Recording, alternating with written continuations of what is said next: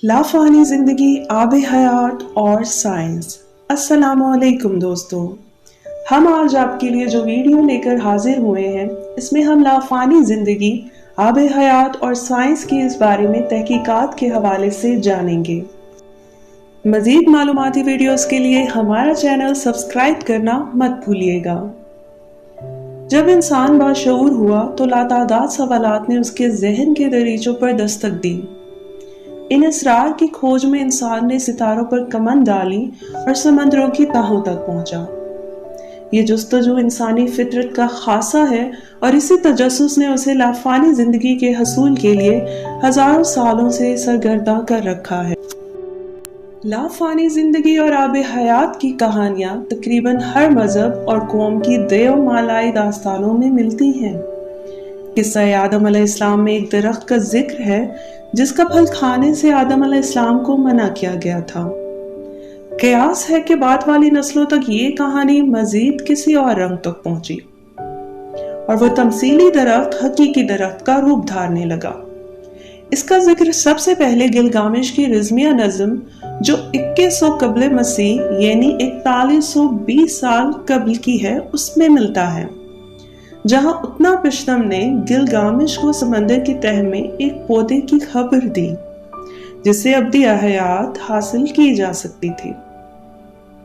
ये कहानी चलते चलते मिस्र, ईरान और दीगर इलाकों में पहुंची तो वह तमसीली दरख्त एक बाकायदा दरख्त की सूरत अख्तियार कर चुका था। इस दरख्त की तलाश जारी रही। ईरानियों ने इससे हासिल होने वाला रस होम रस करार दिया और हिंदुओं ने इसे सोम रस बना दिया। तारीख चलती रही और अब तक जारी है। ज़रतुश्तियों की जिन औस्ता और हिंदुओं की रग वेद में जिंदगी के दरख्त और इससे हासिल किए जाने वाले होम रस या सोम रस का तस्करा मिलता है जिसे पीकर अब्दी जिंदगी हासिल की जा सकती है। आज के जदीद दौर में साइंस भी इंसानी डीएनए पर तहकीक करके तवीलुल उम्री का राज पाने के लिए कोशां है, जिसका सबूत टेलोमर्स पर होने वाली तहकीक है।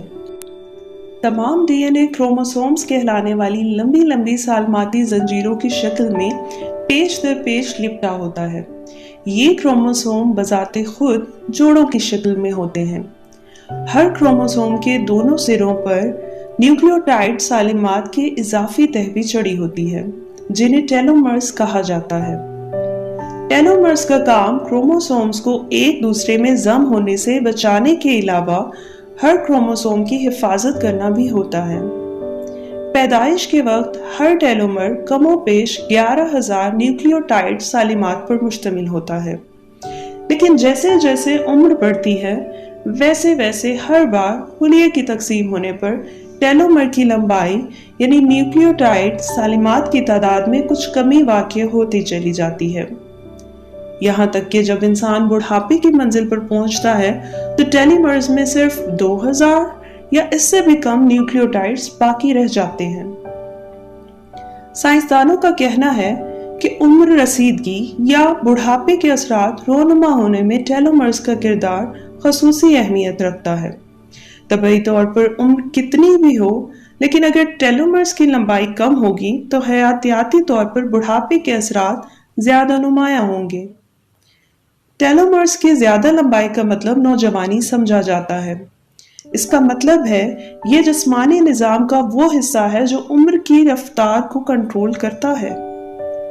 टेलोमेयर का मुख्तसर होना कब्ल अज़ वक्त बुढ़ापे, अमराज और जल्द मौत का सबब बनता है।